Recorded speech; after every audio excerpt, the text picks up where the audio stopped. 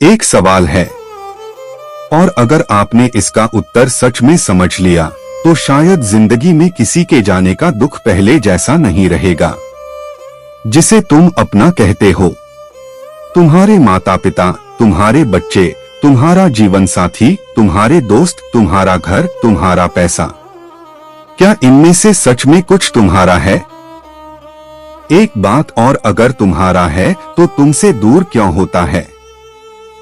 बचपन में हमें लगता है ये मेरे माता पिता हैं, फिर बड़े होते हैं ये मेरे दोस्त हैं, ये मेरा परिवार है, फिर पैसा आता है ये मेरा घर है, मेरी गाड़ी है, मेरा धन है, और धीरे धीरे मेरा शब्द इतना बड़ा हो जाता है कि हम भूल जाते हैं हम स्वयं भी इस संसार में हमेशा के लिए नहीं आए हैं। एक दिन वही व्यक्ति जिसके बिना हमें लगता था कि हम जी नहीं पाएंगे, हमसे दूर चला जाता है।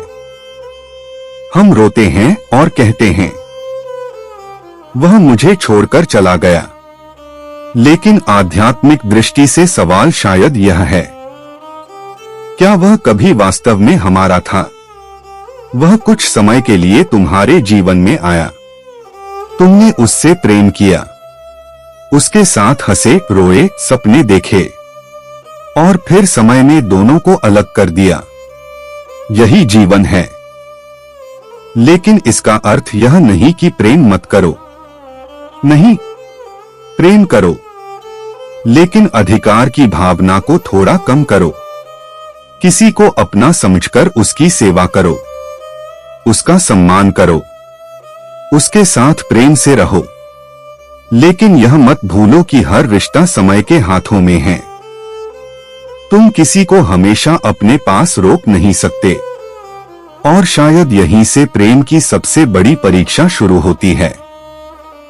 क्या मैं तुम्हें प्रेम कर सकता हूं बिना तुम्हें अपना मालिकाना हक समझे? जब यह समझ आने लगती है तब रिश्तों में डर कम होने लगता है, क्योंकि फिर तुम कहते हो तुम मेरे जीवन का हिस्सा हो, मेरी संपत्ति नहीं। और जब कोई चला जाता है तो दुख तो होता है, लेकिन उसके साथ एक स्वीकार भी जन्म लेता है, जिसे जीवन ने कुछ समय के लिए मेरे पास भेजा था, आज जीवन ने उसे वापस बुला लिया। अंतिम सवाल, आज रात अकेले बैठकर खुद से एक सवाल पूछना, जिसे मैं अपना कहकर इतना डरता हूं कि कहीं वह मुझसे दूर न हो जाए। अगर वह कल मेरे साथ न रहा तो क्या मैं उसके साथ बिताए समय के लिए कृतज्ञ रहूंगा या सिर्फ उसके चले जाने का दुख मनाऊंगा? क्योंकि शायद जीवन की सबसे बड़ी सीख यही है। चैनल सब्सक्राइब करना ना भूले।